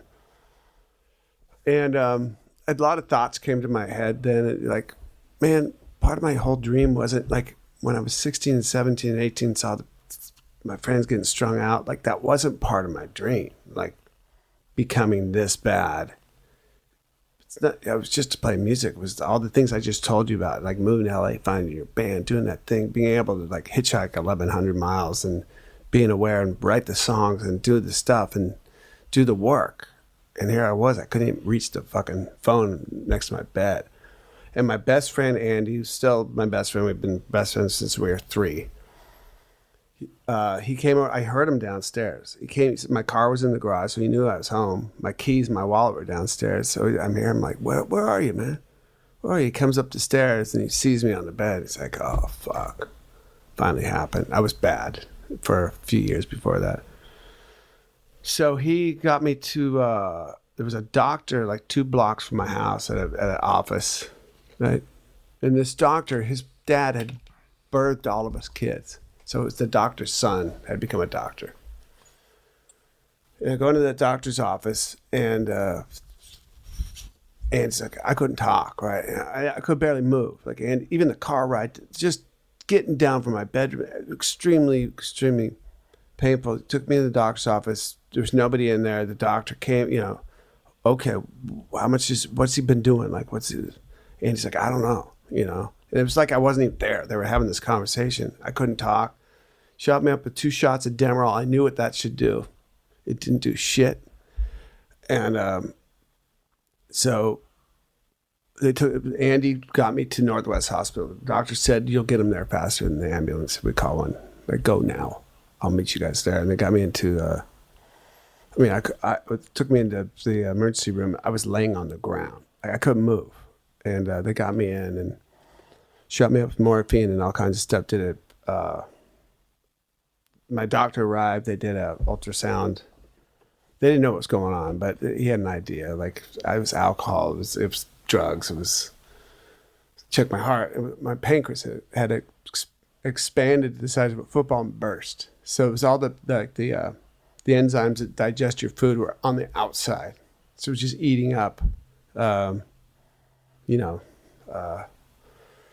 the outsides of your intestines and stomach and quad muscles. That's why I felt it down there. And so what they do, it was very beyond serious at that point. My doctor, they were going to go in and take part of it out. I would be on dialysis at best if I didn't, die of shock from the pain at first, right? I'm hearing all this stuff going on. I signed the surgeon comes in, I signed the thing. I'm like, I told the guy, I said, just kill me. I can't take this. Like, I'm on morphine. Now I'm starting to have withdrawals from alcohol, right? So they get me a Librium in the other arm, right? Because you can die from alcohol withdrawals, right? This is all fresh news to me as it's going down. Pancreas bursts, size of a football. There's enzymes on the out. It's eating you. They open up your stomach to let the steam out to relieve some of the pain before you die. Okay. And I just told the surgeon, but just kill me, man. I mean, there's nothing left for me. And they didn't. So I spent the night there, like ice chips. I had Librium in one arm with the button, right, and I had morphine in the other arm with the buttons on both of them. I was just pressing the buttons continuously. And the ice chips are, intensive care, so there's always somebody there. And they did an ultrasound before the surgery, and my pancreas has actually kind of come back down. And my doc said, we're going to wait for the surgery. And just kept me on ice chips and the Librium and the morphine, and checked again, did an ultrasound that night. It kept coming down. And my doctor, by the next day, they did another ultrasound. He goes, okay, listen, man, I want you to hear me. You've been given a second chance. Don't fucking waste it. And I stayed in the hospital for about 14 days, that hospital. They moved me out of intensive care after about 5 days. They took the buttons away, which sucked. And then I went, but my mom had Parkinson's. I told you I have 8 kids in my family. My mom was much older than me. But to see your mom in a wheelchair, with Parkinson's, crying because her son's got tubes running in it. I just, I was like levitated above the bed, and I'm looking at her and looking at me, and like, but the order of things is wrong here. I should be taking care of her. You failed. You fuck up. You fucking moron. So that was my calling. Like I was like, okay, you're off booze. Even though I had things in my arms, you're off booze, you're off cocaine, you're off all the other drugs. Like, this is your chance. Like, and the doctor's voice reverberating around my head, don't fuck up, don't fuck it up. You've been given a second chance, and seeing my mom and all of that. And it really changed everything, man, for me. And I came out of the hospital. They had a rehab for me to go to. And I'm like, I'm done. I am done. I didn't know how to live, but that was a long time ago now, to recall that. Now it's starting to seem like a long time ago. Maybe 10 years ago, it wasn't that long ago. But now, because I think of, eventually I met my wife. Like I got into martial arts after that. After the rehab? No rehab. I had to come back down to LA from Seattle. I didn't know how to even buy fucking groceries sober. Driving my car was like, are you kidding me? All you smelled was brake pads because I was like so fucking tense. I was always on the brakes and going into a grocery store is like you're on acid, hearing the voice come out of the thing because you're so sober. You're not used to it. And crumpled up like dollar bill, like I was sweaty all the time. I was riding a mountain bike with my jeans on, because I had to do something. And somebody introduced me to Sensei Benny. I was going down the North Hollywood Golds. I was doing everything, riding my mountain bike. Then I would go to Golds. Didn't know how to work out. Got some guy that said there's a trainer there, he can help you figure out how to work out. This guy who was like, okay, man. I said, I've got some issues. My pancreas just burst. He's like, all right. I worked out there for about a month. And I saw this kickboxer, this guy, Danny, come in. He was a professional kickboxer, and he was doing all this stuff. And the look on his face and all, I'm like, I want what that guy has. And somebody took me 2 doors down to the back of Sensei Benny's dojo, House of Champions. And there was Sensei Benny, and the look, he could see right through me all the way down to my core. And I started talking. He goes, no. He goes, you want to be a part of this. This is a fighter's gym, and you'll do what I say. You'll work hard, and there's not gonna be a lot of conversations here. You show me you work hard, you can stay. So I was in that dojo 2 times a day. I just wanted whatever I saw in Sensei Benny's eyes, that knowledge and that depth, and they didn't seem to be freaking out because they weren't on alcohol and drugs, and they had a calm about them. And I stayed in that dojo. I stayed close to that dojo for 2 years straight, 2 days. No touring at that time? No. No, nothing. Where was Guns at this point? This is 95?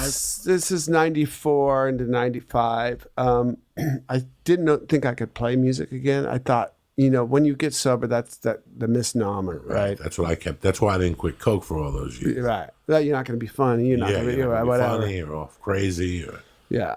I'm probably talking too much for this fucking podcast, but no, I love this stuff, man. All right. I love this stuff.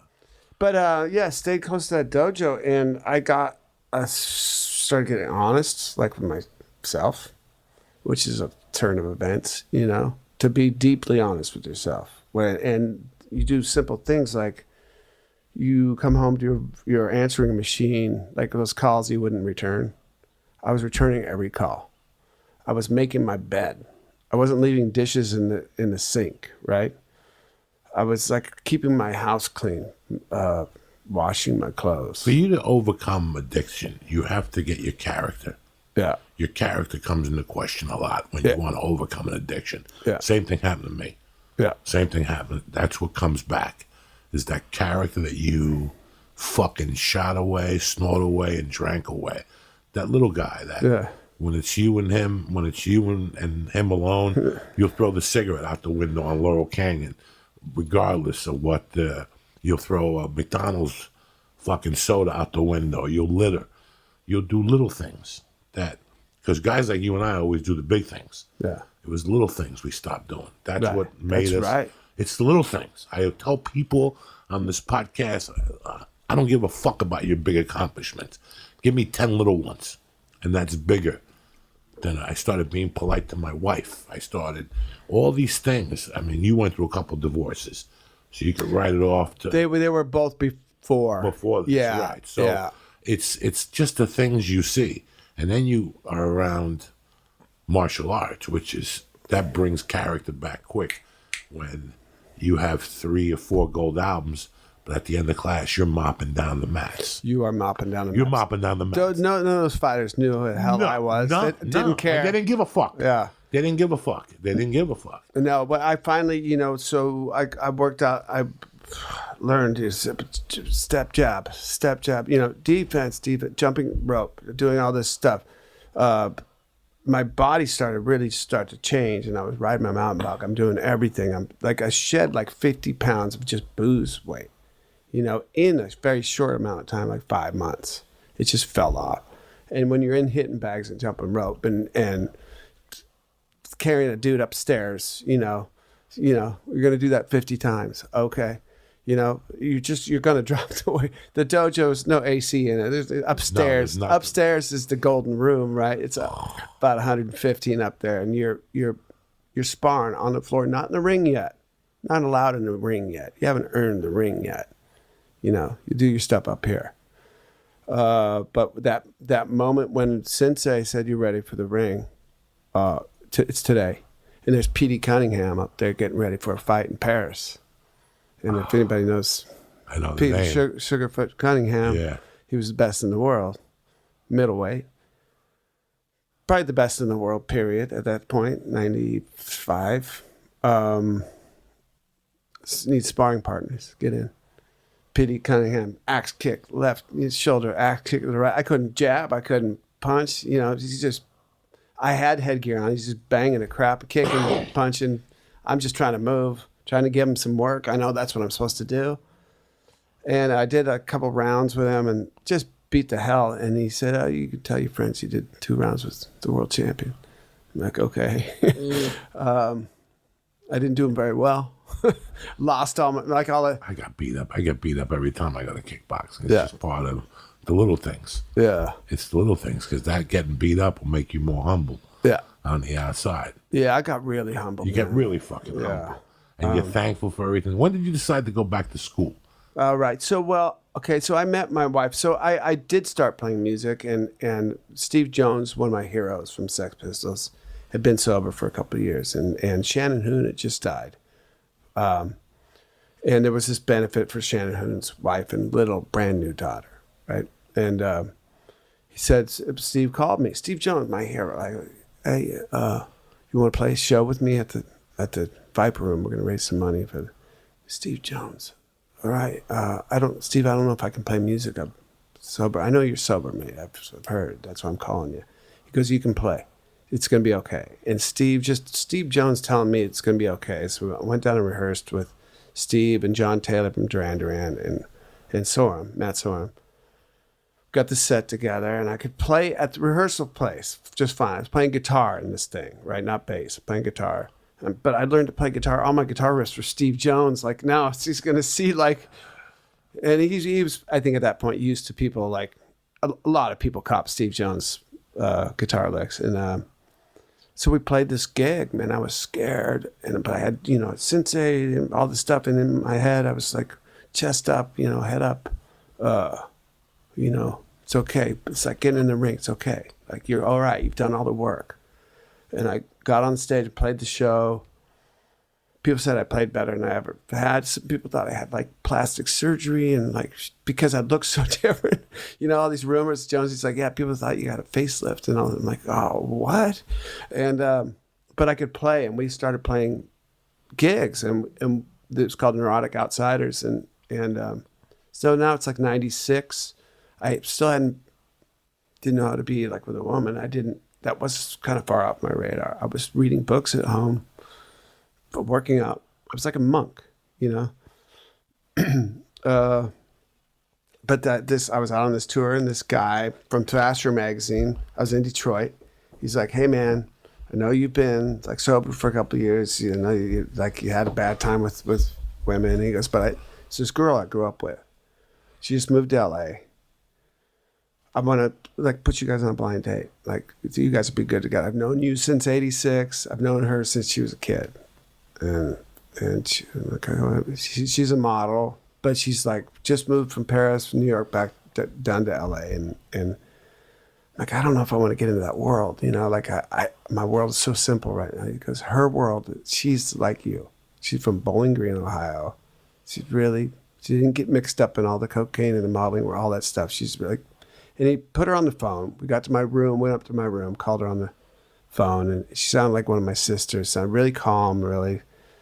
I talked to her a few times on the phone through the rest of the tour, and she came and picked me up at the Burbank airport. I flew from Phoenix to Burbank. She goes, "I'll just pick you up." What she didn't tell me, she didn't want me to know where she lived because she thought I was I could potential creep, right?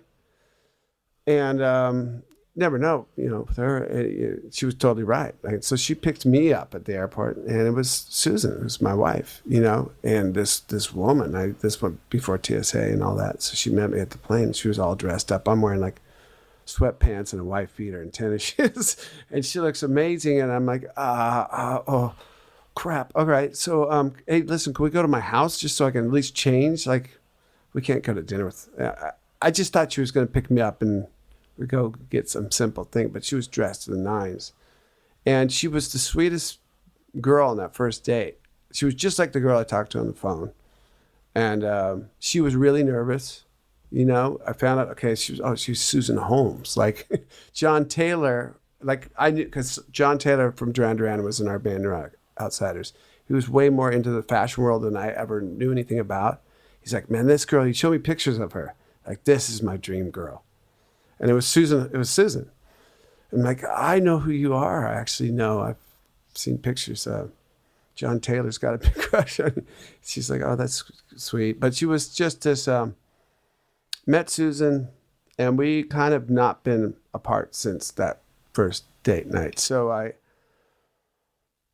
kind of had to like tell her like my story, and eventually not that night, but over the next couple months, I said, I've been married a couple times, and I was to die alcoholic and drug addict. Knew I was going to die, and I was kind of set for it, and it almost happened, and it didn't. Now I do.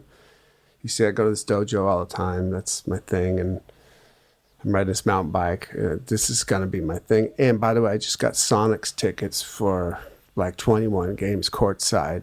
I hope you like basketball. Because that was me making it, was being able to get courtside tickets. 95, 96 Sonics. Come on. Fuck yeah. Come on. And that was camp and shit. That was camp. Fuck yeah. That was camp. The Rain Man. Yeah, the Rain Man. Yeah, the glove. Hersey Hawkins. Hersey Hawkins. Jesus Christ. Yeah. What a team that was. And anyhow, I could go into that team. No, we could spend an hour on the team. I'm taking a lot of you guys' time, but that's what we do. Susan, she got pregnant. Was great. I was thinking about school. Like I've been reading all these books. I knew I'd made money. I didn't know how to talk about my money. I was kind of averse to money. I didn't ever get into music to make money. But then again, through Sensei Benny and stuff and angling in the ring and defense and fight your opponent as it fights you and redirect and all of this stuff, I was learning about my own life as well, right? Take control of the things you can take control of. And my money was one thing, and I didn't know how to ask the questions. So I started taking some business classes, and I got myself into Seattle U eventually, into their business school. So I went to Seattle U with my GED, right? And I'd taken a couple business classes, and I said, I write you a check. I want to go to business school. And they said, you You can't come here with it. What kind of moron are you? You know, like you have to. So I had to go to community college across the street at Seattle Central. And they told me which classes to take, and they said, get all A's. And maybe we'll let you in.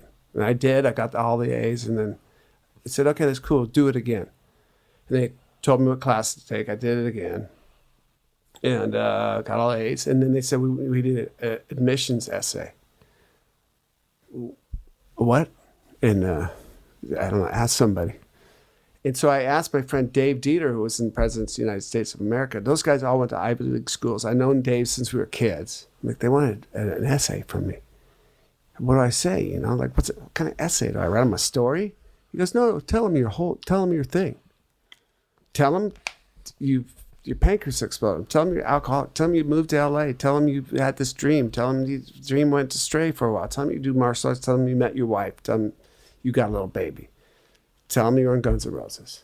Give them your whole story. Tell them the truth. So I wrote this thing, and it was fucking gnarly, but they accepted me in, and went to business school, Seattle U, Albers School of Business. Go Redhawks,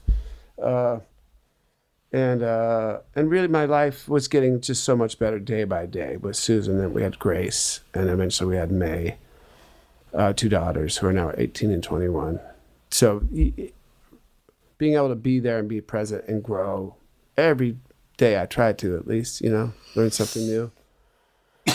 Or be open-minded to an idea and not be a closed-minded cocksucker. It's funny that you went to business school, you did not ask for money. But I think that the Sly Stone thing stayed with you. I think that was on the back of your mind, that you did not want to end up like fucking Sly Stone. Of course. You guys sold, I don't know how many millions of fucking records worldwide. You went on a 6-year fucking tour? Yeah. You know, there's got to be $1 somewhere. Yeah, I mean, I knew I was You just getting... didn't know. I didn't know his hands were in it. That was the thing. You know, I didn't know what a stock or a bond was. I was too ashamed to admit I didn't know what those... But then when I went to business school, I really found out, like, most of us don't know what those things, what interest rates really mean, and why they affect things, and what risk, what investment actually means. You know, what is a portfolio? That's a fancy fucking word. You know, what does that mean? Investment portfolio. So I just took it from the very beginning, accounting into finance, into, you know, macroeconomics, microeconomics, all of that stuff that you take. And I really, I moved, you know, business managers. I said, okay, I was able to start reading our financial statements, and nobody really ripped us off per se, you know, but it was time for something new for me to start fresh. And I knew what I was talking about as far as financial statements went at this point, and I moved CPAs and started fresh. And you started a company. That was later on, much later on. But you started a company to pay so musicians could sign with you, or comedians, or whoever. Yeah. And well, you decipher everything. It was more of an educational. I started writing for Playboy.com during the financial crisis. I was writing for the Seattle Weekly. I started writing. And an editor at Playboy, Tim Moore, who had edited like Norman Mailer and Hunter S. Thompson, all this stuff, he's like, you would be perfect for this financial column. I know you're business school.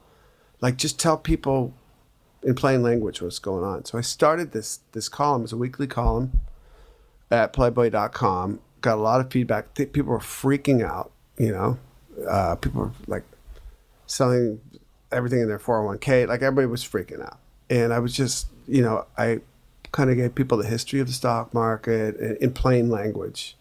If something would come up that week in the news, like these mortgage-backed, you know, these mortgage-backed equities that they were selling. What does that actually mean? So I'd break that down. What is a mortgage-backed equity? What does equity mean?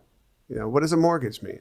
So I'd break these things down, and that started to get I started to get calls from a lot of friends like, hey, could you help me out with my money? I'm too embarrassed to ask, or, you know, we all are. unless you go to fucking business school. I'm like, do you have to go to business school to actually like know what you're talking about? This is ridiculous. Should be easier than this. So I was thinking of just writing a book of like a simple, like that we could all read. This is what a stock is. Let's start there. Here's what a bond is. I read one of your books, not the business one. No, I never. Isn't your agent Bird Level? No. On one of the books? Because he sent me. He's a book agent. He sent me a copy of your book. The first one was called It's So Easy and Other Lies. The second This one. is the one about your kids. They're both kind of, yeah. There was one called How to Be a Man and Other Illusions. No, then it's that one. All right. That's the one you said before, kind of black coverish. Yeah. I think I still got it at the house. It was weird because I went looking for it. I have over 1,000 books in that fucking house, so I couldn't find for it. you. Yeah, no, I try to read as much as I can. That's all you got. But it's weird that, so you went to business school, you do all this stuff, and now you realize you could play music. Yeah. So Velvet Revolver, we started that thing up. Revolver. And that thing did really well. And now, we were all fairly clear-headed. We got Scott Weiland, he got sober, and the first record and all of that was really we knew how to handle ourselves business-wise too. We were all, pretty much all of us at the dojo. It was like we were 40 and, kicking asses. Like we were, again, we were on that kind of where Guns was when we were living in the shitty garage because people doubted us. Oh, those guys are too dirty. They're too scummy. They're writing their lyrics about drugs and shit and blah, blah, blah. We got that. And Velvet Revolver, now it flashed forward 20 years or something. They're too old. They're not in touch with what's going on. They play rock and roll. It's never. So we just like blasted this record and kind of the whole mindset of that band was like, we're going to go out and slay, and it did well, it did really well. At this point, Susan's now seeing the rock world. Now, That's that's Slash's godmother's name, Miss Susan. Susan, little hippie glasses. Okay, I'll look Susan. I know. I must know her. There you go. But I don't know where I'm getting to, but no, it's Velvet. But Susan got to see, now she was seeing and things kind of started going sideways and with some drugs and some things and some outside influences and things. And Susan's like, whoa, this world's fucking weird. And she just wrote a novel. She just came out. She took her 9 years to write it. She worked so hard on this thing. But it came out a couple of weeks ago, and it's kind of, I read pieces of it as she was writing it, but she wouldn't let me read it until she had the final draft. And she took all of her experiences from her modeling world and then kind of that first thing into the rock world and made this 90s novel that's pretty genius. I'm like, I know where you got that story from, sort of, But my point to that is her, us having two little girls and there's rock and roll, hardcore. We're touring hard and a lot. And we learned how to be a family, on the road, and how long I can be gone and not gone. If it gets past 12 days, it gets weird. I'll come home for a day. Now the girls are grown. We're kind of past that. We've been through all these cycles together as parents, raising our kids on the road. They've now they've traveled the world 8 times. They got that extra education of being world citizens, seeing there's other cultures, other things going on. But, also raising our kids through this social media age that kind of came in right when they were 7 and 10. Oh shit, how do you do this? Cyberbullying, all that stuff. But I think from traveling the world, we got Guns back together. It's stronger and more pure than it ever was. Getting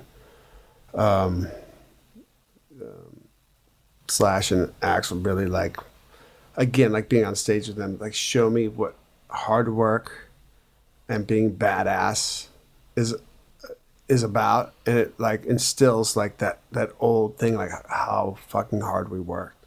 And we never phone it in. It's never a thing. It's always real. But very interesting. We got this we got our the brotherhoods back together, and it gives me this sort of really sense of calm And we're about to, my girls are now old. They're 18, whatever they were. They're going to be good, right? And I've got college covered for them. Like, made a 529B for both my girls in business school. So girls, you get to go to college, right? Like, that's what I didn't have. You want something better for your kids, right? Okay, like guns. Things started to change on the news before we went out, like October, November, December, and I got sucked in. And I read a lot of books. I read a lot of history books. And I'm watching the news. I'm getting sucked down these rabbit holes of these panels that are yelling at each other, and they're talking about this huge divide. This is 2015. I'm like, wow, this is really interesting, this divide, but I start to fall into it. And we start rehearsing for the Guns tour, and I'm starting to follow people like on Twitter. I'm going down the wrong rabbit hole. Very un-me thing to do.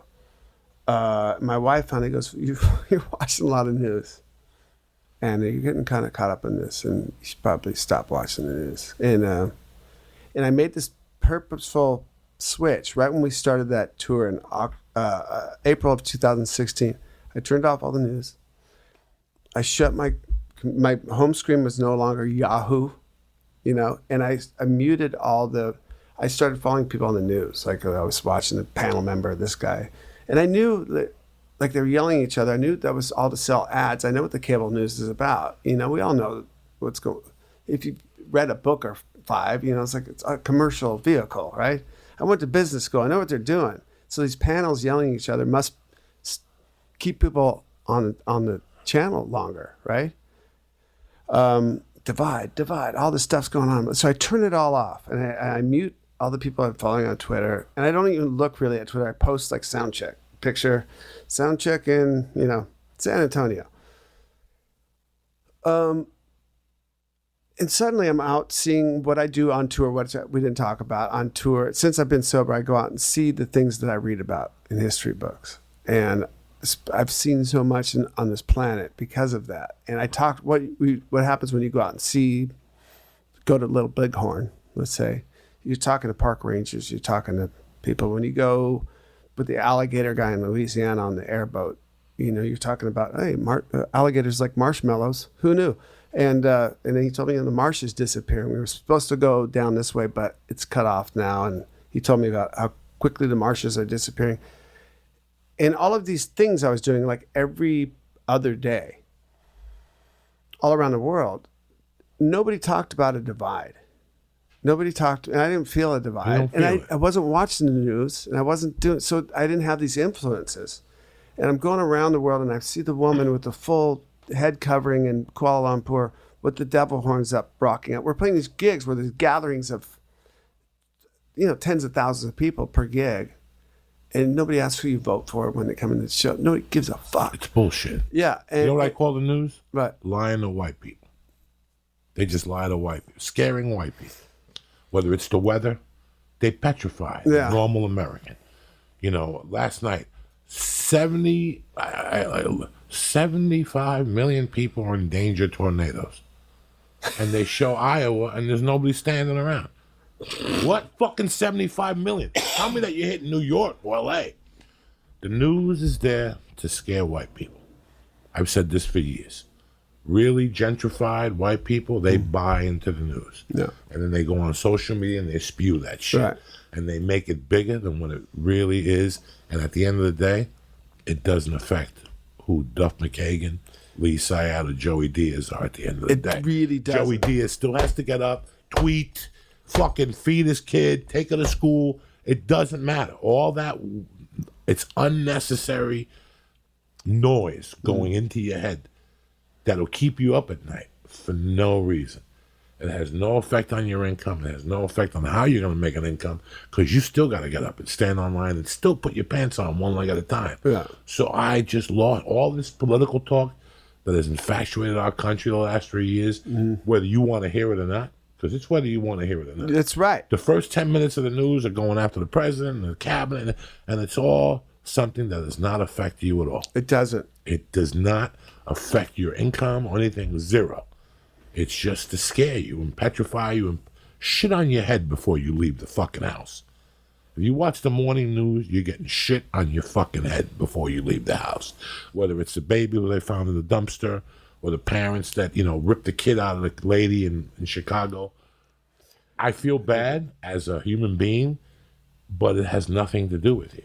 Right. So if you go from politics to the lady who got her baby ripped out of her fucking pussy to the Chinese guy who got beat up on United, you're leaving the house. Fucking, this is what's in your mind while you're driving. It's doubting who you are as a human being. It doubts you. Yeah. It makes you go, why should I leave the house if somebody's going to stick a finger up their ass and rip my baby out? Right. I mean, all these fucking things that have nothing, and that's why I don't even get involved in that shit. I told my wife, as much as I love my wife, I come in this house again, I see CSNBC on, I throw the fucking TV out the fucking, no more TV. Yeah. And she goes, why not? I go, because it affects you. My wife gets very affected by it. I see her at dinner. I see her when people come over. Right. She's from fucking Tennessee, She's from the mountains of Tennessee. The biggest thing she ever saw was a fucking rattlesnake, whatever the fuck they do up in Tennessee. Right. I could see how it affected her. Mm-hmm.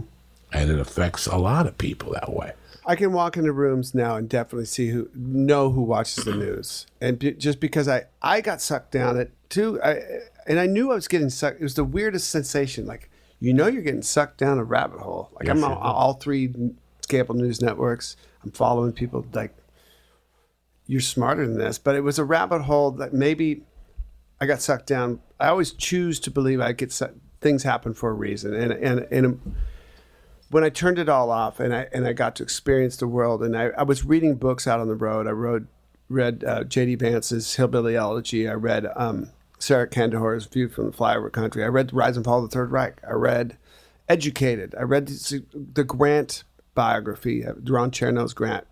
Amazing. But when you read these things, and I was kind of noticing, taking stock of like any positive change that's happened ever, like on this planet, from all the history I read, it's not a knight. I mean, it's not a king. It's not a queen. It's not a war maker. It's not a president. Like, I played in punk rock bands, and we were railing against the lobbyists in 1980. Like, we knew the man wasn't like the current president. These things, they're so fluid. They happen, they go away. We'll be pissed about something else in 2 years. I guarantee you, something completely other than what we're pissed about today. I guarantee you, this is history. It's what happens. But I did notice, like, the small differences that we make. Like, in Seattle, you can't help but see the homelessness. I wrote a song called Cold Outside about, like, walking fast with the keys in the hand, like getting in your car and getting the fuck out. And maybe it's just, maybe it's your fear of, like, I grew up with Depression-era parents, right? They grew up in the Depression. Your fear of, like, you're only 2 bad moves away from being there yourself. Is that what you're scared of? And the opiate crisis and these things, which is a real fucking thing. You and I grew up with drugs. We know, like, if the drug companies get involved, shit, all bets are off, because that's coming at you legit through the, I went to a AA meeting at VA in Seattle, and I had to wade through the long line to the pharmacy to get to the meeting. And these kids, I've climbed mountains with these kids. They're kids, man. Missing a leg. Just got back from Afghanistan, a Marine. They're 21, 20. It's not, they get them hooked on drugs and stuff. Marines, there's so many suicides. They don't talk about these kids that I've gotten to meet and now hang out with and climb mountains and do stuff. You got to go to NA meeting at a VA. Check this out. So I did. I went through, and you got to wade through all the people, literally waiting to pick up their prescriptions. And like, so I figured out, like, these little ways to make things better in my life is like those little things we were talking about, that making your bed. But for me, it's maybe, okay, I'm going to go into the jungle in Seattle and meet some people, and maybe get rid of that fear of the others, and maybe I can do something, one more step from that. Maybe I can get some fans involved, and that's why I wrote a record while I was on the road, and it was going to be it's just the new one that's coming out. Yeah, maybe it's going to be my May 31st. May 31st, right? And the name of it is Tenderness. Right. That's the name of the album. Yeah. Now, you're doing something on this album that I respect totally, because you and I discussed this before. We both have paper routes. Yeah. We both know what it is to save a couple dollars for Saturday because you and Nikki Foot are going to walk 2 miles to the fucking record store. Yeah. And you're going to buy I could take the 71 bus. Right. I could take the 71 bus and go I'm going straight to to the buy record the store. Clash live in London or whatever the fuck it is. Yeah. And then we get there and you go, I don't know if I want Sex Pistols. I'm going to get Heart's second album or whatever the fuck it is that you do. Because at $10, so if you had $10, you were lucky and maybe it was $8. Now I see, years ago I did a movie and I remember they sent me DVDs to the house. And I opened up the DVD box and there was nothing in there explaining the movie. And it came to me, what happened to the record industry? Like you and I would go to the record stores. You would buy an album, I would buy one. And then we'd go to your house and pull out the liner notes and read the liner notes. I remember Van Halen won or you knew where that record was made. You know who produced it. And what hotel they stayed at on the road. Yeah. You want to thank the Holiday Inns or the Hiltons or the fucking the Four Seasons. You knew. And now you buy a CD and there's nothing there. I see that if you get Tenderness, it comes with a book. Yeah. Yeah. Like, you on your website, you've offered different packages for it. Like, you could just buy the album and you get like a sword or something I saw or something. Yeah. But then you have a package that has like the book, a CD. That's tremendous. That's what people want to get. Yeah. That's what people want to get. And I think Brian, your manager, sent me the liner notes and what gave you the inspiration to write all these songs and whatnot. Guess what? That's what people want to see again. I think people would go through the change again.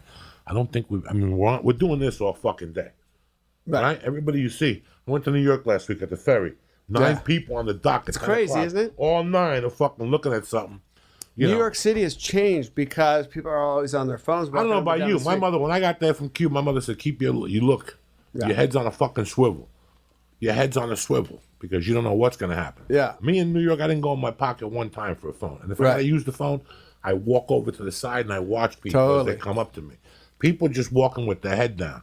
I can't it just kills me. Crazy. Fucking kills me. Yeah. Now, did you do this album with Shooter? So I wrote the songs. I was going to write a third book. Like had all these ideas. I was having these experiences, which I'm just telling you about, and I start writing these little passages. And I had an acoustic guitar on the road with me, which I always do. And in that rare moment that I'm in my hotel room, because I am always out seeing something, I was reading my Word document on one of the subjects I was writing about, and I had my guitar in my hand, and I started playing a couple chords to what I'd written, and came up with the first song, which is "It's Not Too Late," which is the second song on the record. And I thought, if I make this this austere record, which I've wanted to make for 20-something years, a very toned-down musical record, if I put these words to this record, maybe what I'm thinking about, which is a concept of healing, of tenderness, of doing something for yourself, and maybe just your next door neighbor, like we did, like after 9/11. How we all kind of closed in and like checked on your neighbors, and you're at the grocery store and if somebody stumbled, you're like, "Are you okay?" You remember that? There was nobody asked who you voted for then. Do you remember that? Yes. Nobody gave a fuck. We were just taking care of each other. The hurricane in Houston, and we just took care of people. Like J.J. Watt raised that big thing. I'm like, I'm in. I like you as a football player. Like, okay, and people were taking care of each other. The fires here in California. The one that they portrayed on the news before I left on this tour was this divided, fucked up place. And this is the GNR tour. Yes, and I discovered it's not that at all. It's not. And this song, this album reflects those discoveries. I think. And what I offer, I wrote a whole like 3,500 word thing along with the record.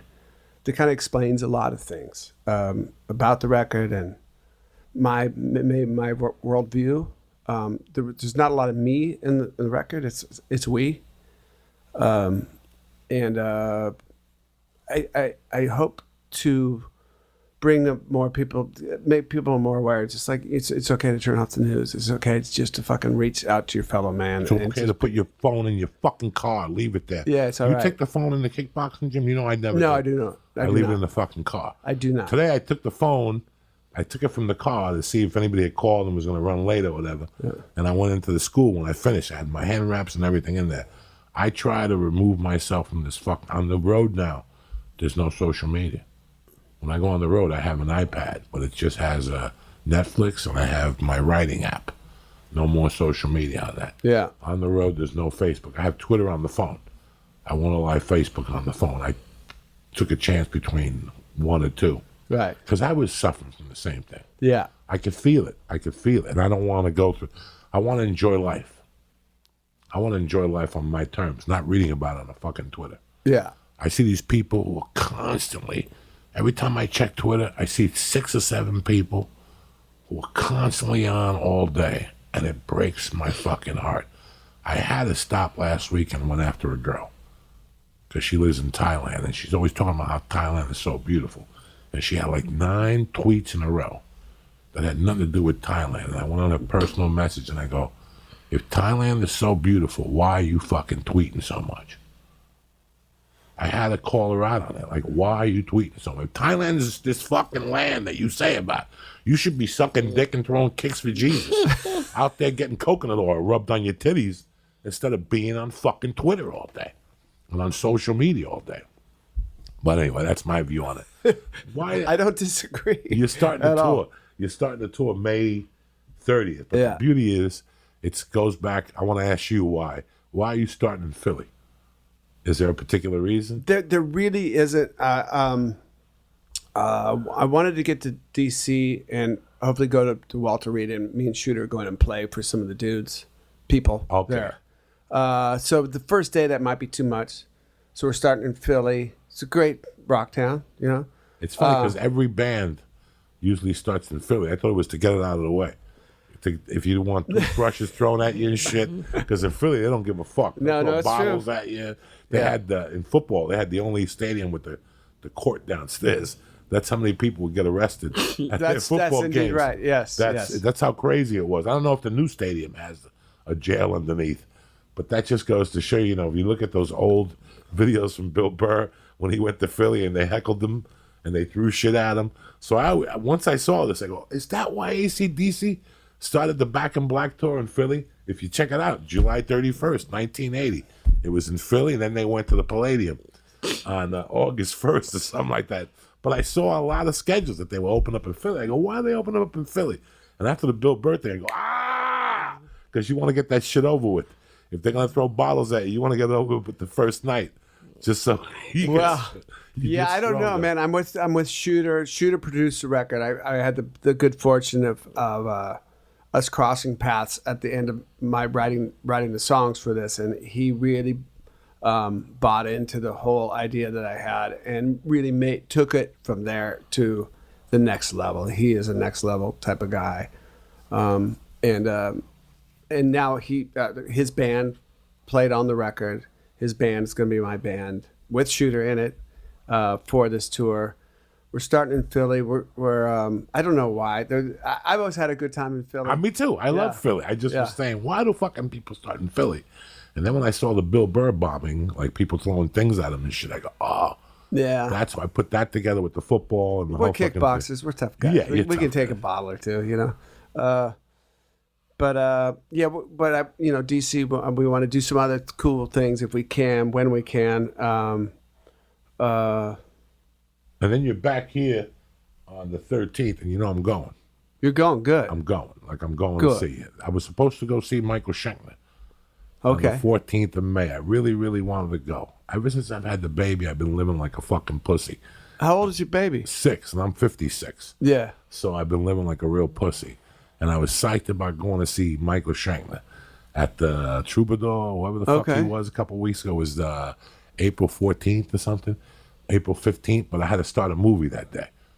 And I missed out Michael Schenkler. So when I was going over your webpage last night, I saw you're going to be in LA, and I go, that'll be my first show to break my cherry, because I haven't been to a show in years. I stopped going to shows. Yeah, come to the show, man. Yeah. That night we're actually going to have the horn section because it's my brother who lives here in LA, and the same horn section played all the gun stuff. Bruce? My brother Matt. Now, which brother taught you how to play the bass? Bruce. Now, which brother was my agent's teacher in high school in Calabasas? That's Matt. That's no Matt. shit. Yeah, no, he's taught.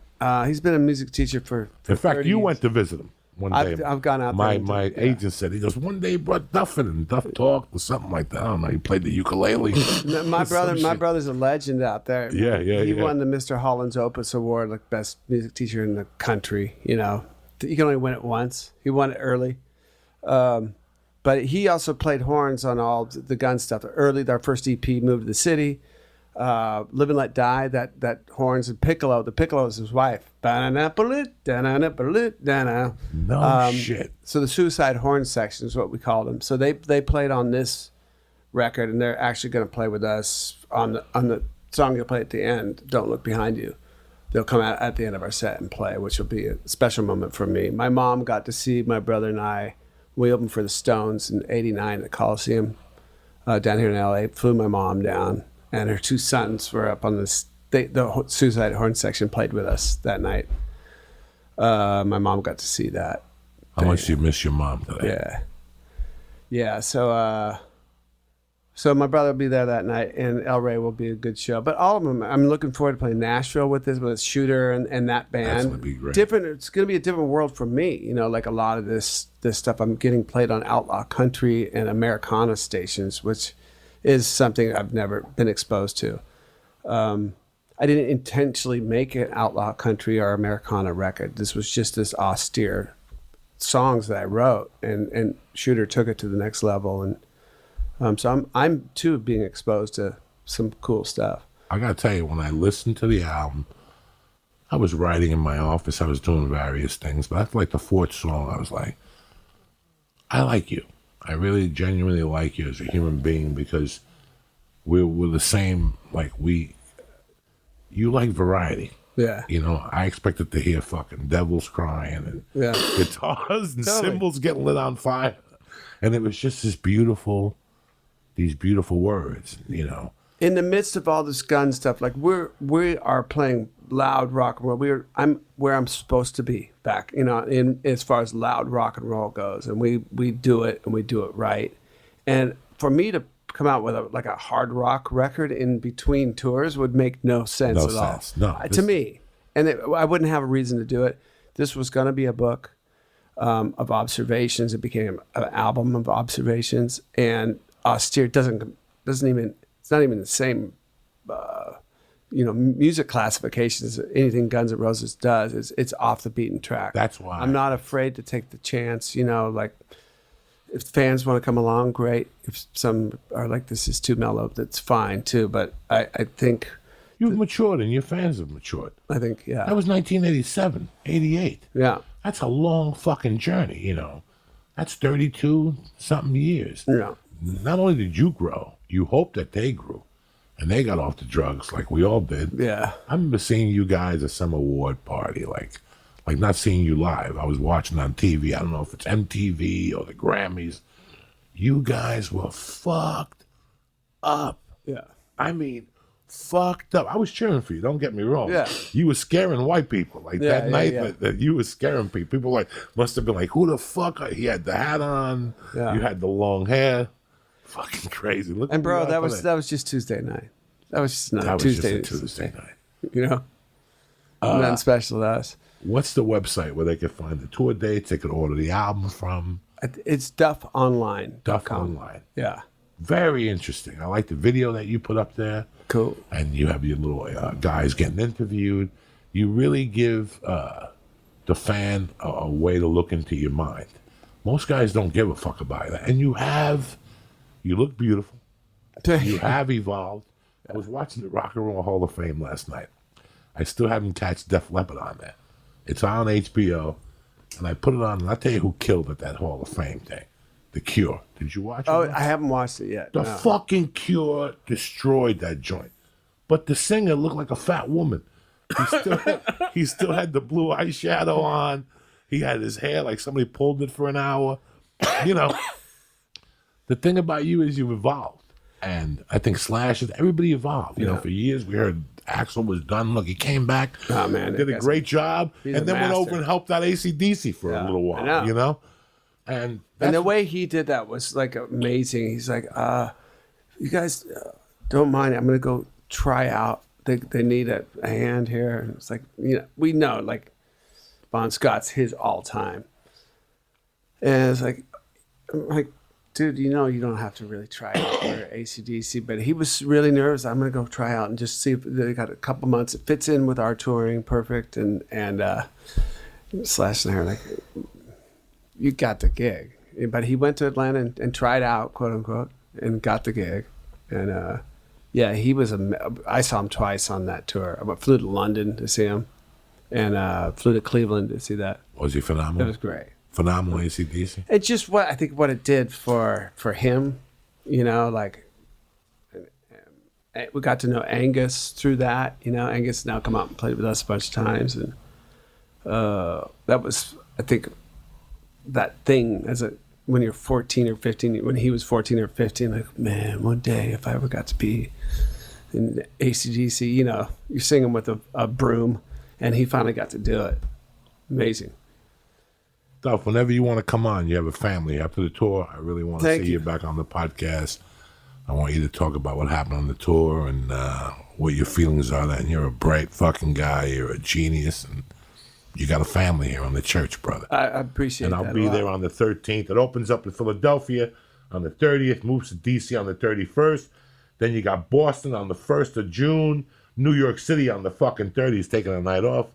And then in L.A., I would write the whole fucking schedule down, but I'd rather them go to your website. Sure. Like I said, you're always welcome here. Don't forget my dates, June 1st at the Ice House, June 7th in New Orleans, and June 8th at the Tabernacle Theater in Atlanta, Georgia. I want to thank you. I want to thank the motherfucking Christ Killer.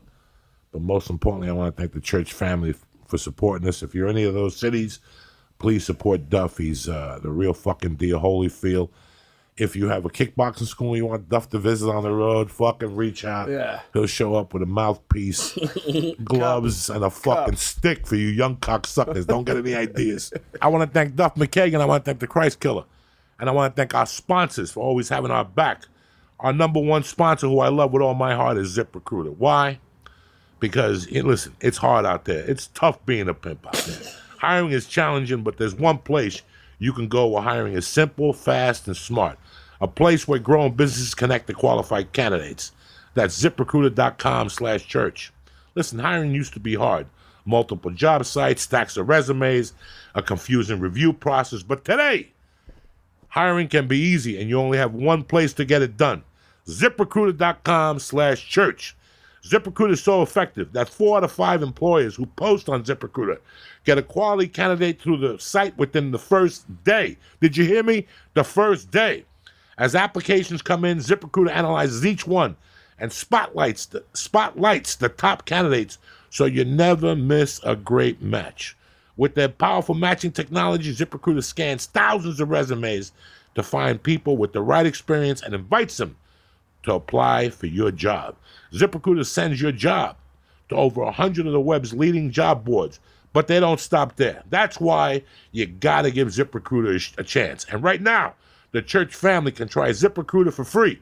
Free, F-R-E-E, free at ZipRecruiter.com/church, C-H-U-R-C-H.